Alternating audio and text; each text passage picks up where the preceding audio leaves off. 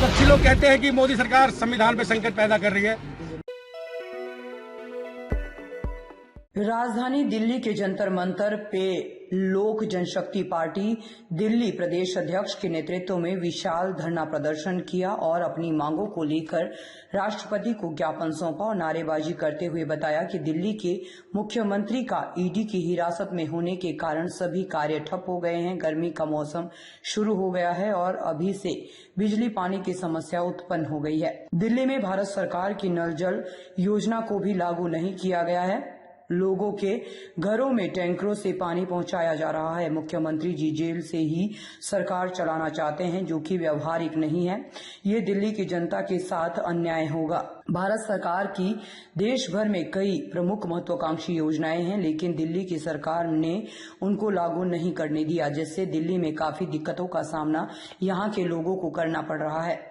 बता दें कि देश भर में लागू प्रधानमंत्री आयुष्मान भारत योजना एवं नल जल योजना महिलाओं एवं वृद्धों की सुरक्षा के लिए 2015 से बसों में बस मार्शल तैनात किए गए थे। 31 अक्टूबर 2023 को 10,792 को डीटीसी और क्लस्टर बसों से दिल्ली सरकार द्वारा हटा दिया गया है। दिल्ली से अतुल श्रीवास्तव की रिपोर्ट। को प्रणाम है लोक जनशक्ति पार्टी रामविलास की तरफ से कि आप लोग आचार संहिता में भी समय निकालकर इतने बड़े विषय को कवरेज करने आए हैं। दिल्ली का दुर्भाग्य है और संविधान पे संकट है। विपक्षी लोग कहते हैं कि मोदी सरकार संविधान पे संकट पैदा कर रही है, लेकिन सही विषय में मीडिया चौथा स्तंभ होता है देश का। क्या आप लोग को लगता है मोदी साहब कर रहे हैं संकट पैदा, या केजरीवाल जैसे लोग संकट पैदा कर रहे हैं? इतिहास बदल दिया इन्होंने।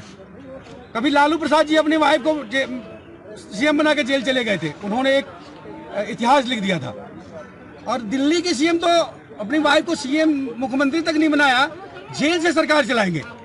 जो व्यक्ति सिर्फ किसी पे आरोप लगाने के बाद कहते थे कि इनको इस्तीफा दे देना चाहिए, जो व्यक्ति किसी के पास इशारा कह देने के बाद ये कहते थे कि इनको इस्तीफा देना चाहिए, भ्रष्ट हैं, वो व्यक्ति आज खुद भ्रष्टाचार में लिप्त है। ईडी ने उनको शराब घोटाले में, उनके डिप्टी सीएम, उनके दो और नेता सत्येंद्र जैन जी जो उनके मंत्री रहे, और अभी संजय सिंह जी को कल जमानत मिली है उसी केस में, उसी में वो जेल में हैं। और उनकी ये तानाशाही कि हम जेल से सरकार चलाएंगे, तो ये संविधान को खत्म होने तो हम लोग देंगे नहीं। लोक जनशक्ति पार्टी रामविलास दबे कुचलों की आवाज है, गरीबों की आवाज है और संविधान की सबसे बड़ी रक्षक है। लोक जनशक्ति पार्टी रामविलास के संस्थापक हमारे आदरणीय रामविलास पासवान साहब, स्वर्गीय रामविलास पासवान साहब ने संविधान के लिए कितनी कुर्बानी दिया उन्होंने, ये सभी को पता है।